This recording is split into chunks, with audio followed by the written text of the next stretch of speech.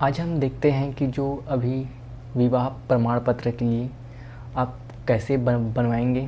विवाह प्रमाण पत्र को बनवाने के लिए आपको कौन कौन से आपको जो डॉक्यूमेंट है उसको आपको ज़रूरत पड़ेगी। तो इसके लिए मैं यहाँ पर जो एक डिस्ट्रिक्ट वेबसाइट है छत्तीसगढ़ का, वहाँ पर मैं आ चुका हूँ। यहाँ पर मैं प्रमाण पत्र एवं सेवा में जाता हूँ।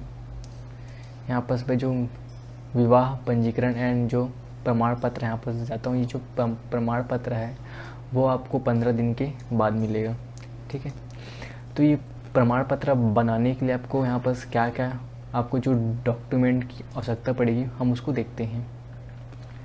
यहाँ पर पहला जो डॉक्यूमेंट है वो है आपको पति और पत्नी दोनों के द्वारा हस्ताक्षरित आवेदन पत्र। मतलब आप एक आवेदन पत्र लिखेंगे जिसमें पति और पत्नी दोनों साइन करेंगे कि हम विवाह कर रहे हैं, ऐसा आपको एक आवेदन पत्र आपको लिखना होगा। जो दूसरा है यहाँ पर दोनों का जो जन्म प्रमाण पत्र है, आप अपना जन्म प्रमाण पत्र आप प्रूफ करेंगे कि आप 18 साल से आपको 18 साल से अधिक हैं और जो पुरुष है वो 18 साल से 21 साल से ज़्यादा का है। इसके लिए आप जो 10वीं का अंक सूची आप लगा सकते हैं। आपके पास अगर पासपोर्ट होगा तो आप पासपोर्ट यूज़ कर सकते हैं। आपके पास अगर जन्म प्रमाण पत्र होगा तो आप जन्म प्रमाण पत्र लगा सकते हैं।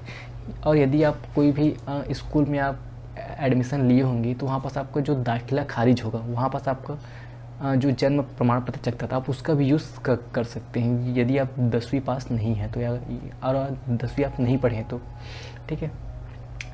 तीसरा यहाँ पर जो आपके पास यदि आपके पास राशन कार्ड होगा SDM द्वारा जारी, तो आप उस राशन कार्ड को भी आप लगा सकते हैं, ठीक है।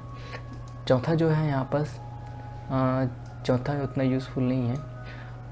पांचवा यहाँ पर जो दोनों पक्षों द्वारा जो शपथ प्रमाण पत्र आपको लगेगा। जो आपको ये शपथ प्रमाण पत्र है ये आपको कलेक्टर जो ऑफिस होता है या जो तहसील ऑफिस होता है वहाँ पास आपको ये विवाह का शपथ प्रमाण पत्र आपको मिल जाएगा। वहाँ पास उस फॉर्म में अपना विवाह के स्थान, विवाह की तिथि और जो विवाह का समय होता है आप उसको लिखकर साइन कर आपको सबमिट करना पड़ेगा, ठीक है।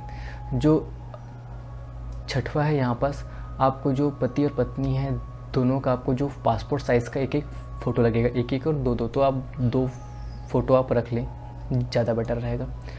सातवां है अगर आपके पास जो विवाह का आमंत्रण पत्र है तो अच्छा है, नहीं है तो ये है तो सही है, नहीं है तो ये नहीं लगेगा, ठीक है।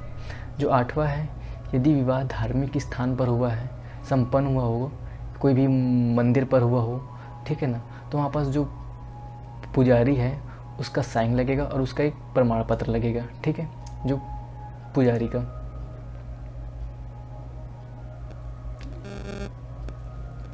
ठीक है। तो इस टाइप से आप यहाँ इतना सारा यहाँ पर जो डॉक्यूमेंट ये लग रहा है। अब इसको आप कहाँ पर सबमिट करेंगे, तो ये आप इसको लोक सेवा केंद्र पर भी आप सबमिट कर सकते हैं। जो नगर निगम होगा तो वहाँ पर भी आप इसको सबमिट कर सकते हैं, ठीक है। और विवाह पंजीकरण शुल्क जो इसका जो पैसा लगने वाला है, अगर आप 30 दिन के पहले किए हो शादी आवेदन किए तो आपको यहाँ पास 30 रुपये लगेगा, ठीक है। और अगर आपका शादी को 1 महीने की से ज़्यादा हो गया है तो आपको ये प्रमाण पत्र बनाने के लिए आपको 500 रुपये लगेगा।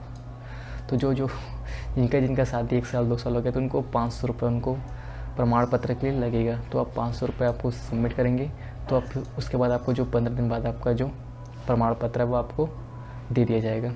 तो इस टाइप से आप जो विवाह पंजीकरण प्रमाण पत्र है आप उसको बनवा सकते हो। उसके लिए आप जो लोक सेवा केंद्र है आपका जो तहसील होगा वहाँ पर आप जाकर पूछ लेने एक बार और कि किस टाइप से बनेगा। ओके।